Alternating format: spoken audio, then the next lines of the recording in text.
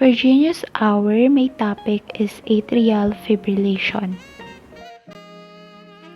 The content of this presentation would be normal heart rhythm, what is atrial fibrillation, what are the dangers of atrial fibrillation, what causes atrial fibrillation, what are the symptoms of atrial fibrillation, how is atrial fibrillation diagnosed, how is atrial fibrillation treated, and lifestyle changes. Let's begin first with the normal heart rhythm. So the heart pumps blood to the rest of the body. During each heartbeat, the two upper chambers of the heart, which are the atria, contract, followed by the two lower chambers, which are the ventricles. These actions, when timed perfectly, allow for an efficient pump. The timing of the heart's contraction is directed by the heart's electrical system.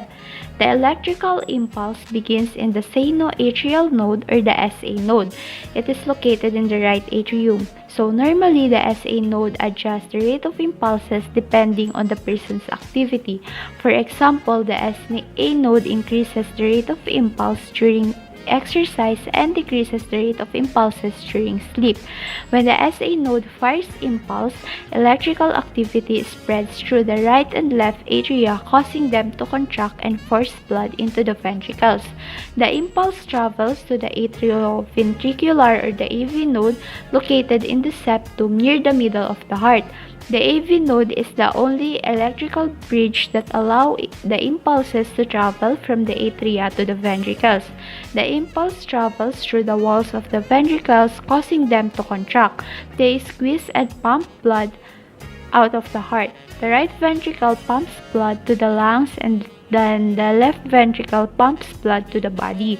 When the SA node is directing the electrical activity of the heart, the rhythm is called normal sinus rhythm. The normal heartbeats in this type of regular rhythm is about 60 to 100 times per minute at rest. Let's proceed with what is atrial fibrillation. So atrial fibrillation, AF or AFib, is the most common irregular heart rhythm that starts in the atria. Instead of the sinus node directing the electrical rhythm, many different impulses rapidly fire at once, causing a very fast chaotic rhythm in the atria. Because the electrical impulses are so fast and chaotic, the atria cannot contract and squeeze blood effectively into the ventricle. So here's an ECG recording of a patient with atrial fibrillation. So instead of the impulse traveling in an orderly fashion through the heart, many impulses begin at the same time and spread through the atria, competing for a chance to travel through the AV node. So the AV node limits the number of impulses that travel to the ventricles, but many impulses get through in a fast and disorganized manner. So the ventricles contract irregularly, leading to a rapid and irregular heartbeat. The rate of impulses in the atria can range from 300 to 600 beats per minute. So what are the dangers of atrial fibrillation? Some people live for years with atrial fibrillation without problems. However, atrial fibrillation can lead to future problems. So here are the dangers of atrial fibrillation. First and second, we have stroke and pulmonary embolism. This is because the atria are beating rapidly and irregularly. Blood does not flow through them as quickly, so this makes the blood more likely to clot. If a clot is pumped out of the heart, it can travel to the brain, resulting in a stroke, or to the lungs, causing a pulmonary embolism. So people with atrial fibrillation are 5 to 7 times more likely to have stroke than the general population. Clots can travel to other parts of the body, not just to the brain or to the lungs. It can also travel to the kidneys, heart, intestines, and can cause other damage.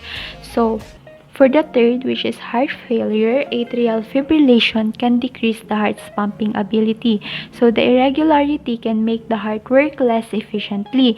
In addition, atrial fibrillation that occurs over a long period of time can significantly weaken the heart and lead to heart failure. So for the last, atrial fibrillation is associated with an increased risk of stroke, heart failure, and even death. So what causes atrial fibrillation? There is no one cause of atrial fibrillation, although it is associated with many conditions, including for the most common causes after heart surgery, cardiomyopathy, chronic lung disease, congenital heart disease, coronary artery disease, heart failure, heart valve disease, hypertension or high blood pressure. What are the symptoms of atrial fibrillation? You may have atrial fibrillation without having any symptoms. If you have symptoms, they may include first, heart palpitation or sudden pounding, fluttering, or racing sensation in the chest. Next is lack of energy or feeling overtired. Another is dizziness, which is feeling lightheaded or faint. Fourth is chest discomfort, wherein pain, pressure, or discomfort in the chest. And lastly, shortness of breath, wherein a person is having difficulty in breathing during normal activities and even at rest. So, how is atrial fibrillation diagnosed? First is we have electrocardiogram, ECG or EKG. This quick and painless test measures the electrical activity of the heart. There are sticky patches, which are the electrodes are placed on the chest and sometimes the arms and legs. Wires connect the electrodes to a computer which displays the test results. An ECG can show the heart is beating too fast, too slow, or not at all. An ECG is the main test for diagnosing atrial fibrillation. Next is blood test. This helps a doctor rule out thyroid problems or detect other substances in the blood that may lead to atrial fibrillation. Another is Holter monitor. This is small portable ECG device is carried in a pocket or worn on a belt or shoulder strap during regular daily activities. It records the heart's activity continuously for 24 hours or longer. So another is event recorder, which is this device is similar to a Holter monitor, but it records only at certain times for a few minutes at a time. It's worn longer than a Holter monitor, typically 30 days. You generally push a button when you feel symptoms. Some devices automatically record when an irregular heart rhythm is detected. How is atrial fibrillation treated? So treatment for atrial fibrillation depends on how long you've had the problem, your symptoms, and the underlying cause of the heartbeat problem.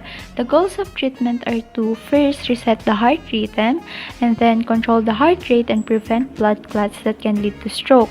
Atrial fibrillation treatment may involve medication and therapy to reset the heart rhythm or the cardioversion. Medications used to treat atrial fibrillation include beta blockers, which are the medications that can help slow the heart rate at rest and during activity.